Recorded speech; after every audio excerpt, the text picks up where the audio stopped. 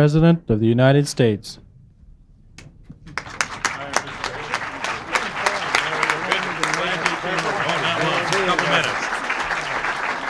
United States citizens are by far the principal foreign investors in Canada, and Canadians, on a per capita basis, are even greater investors in this country.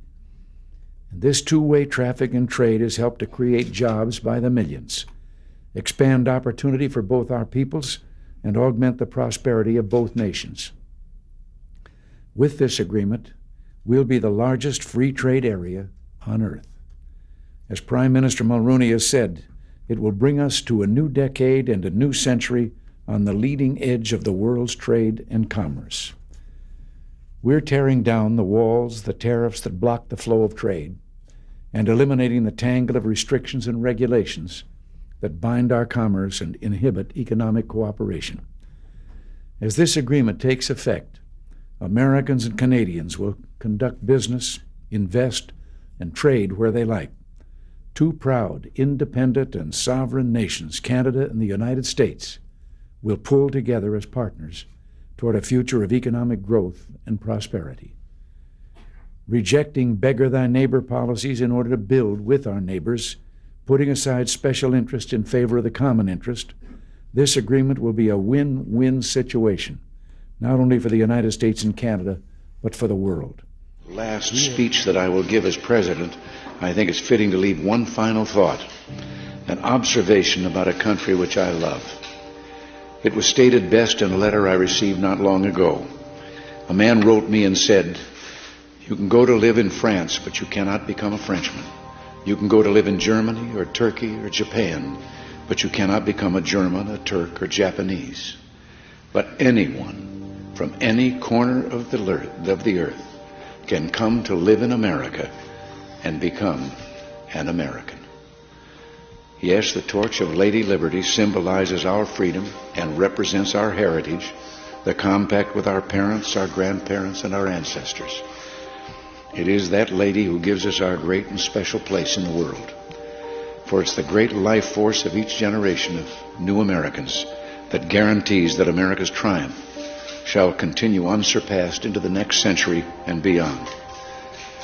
Other countries may seek to compete with us, but in one vital area, as a beacon of freedom and opportunity that draws the people of the world, no country on earth comes close.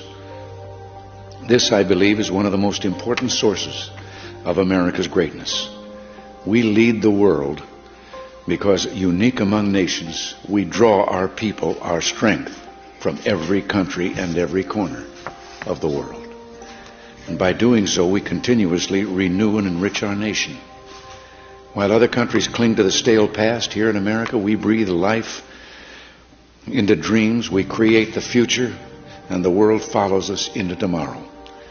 Thanks to each wave of new arrivals to this land of opportunity, we're a nation forever young, forever bursting with energy and new ideas, and always on the cutting edge, always leading the world to the next frontier.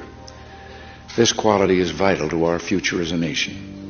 If we ever closed the door to new Americans, our leadership in the world would soon be lost. A number of years ago, an American student traveling in Europe took an East German ship across the Baltic Sea.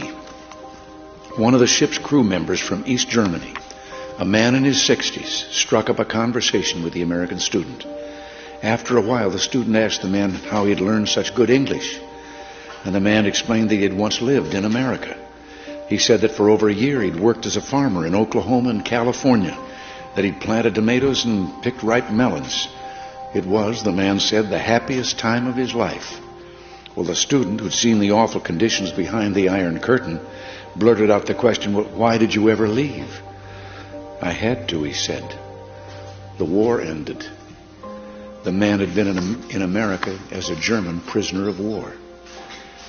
Now, I don't tell this story to make the case for former POWs.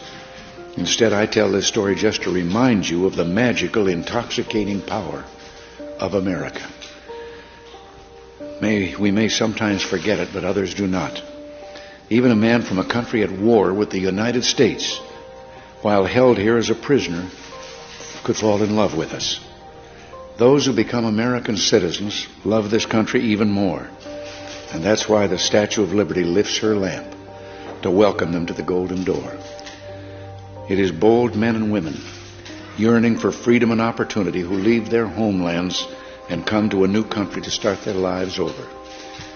They believe in the American dream, and over they make it come true for themselves, for their children, and for others. They give more than they receive, they labor and succeed, and often they are entrepreneurs. But their greatest contribution is more than economic, because they understand in a special way how glorious it is to be an American. They renew our pride and gratitude in the United States of America, the greatest, freest nation in the world, the last best hope of man on earth.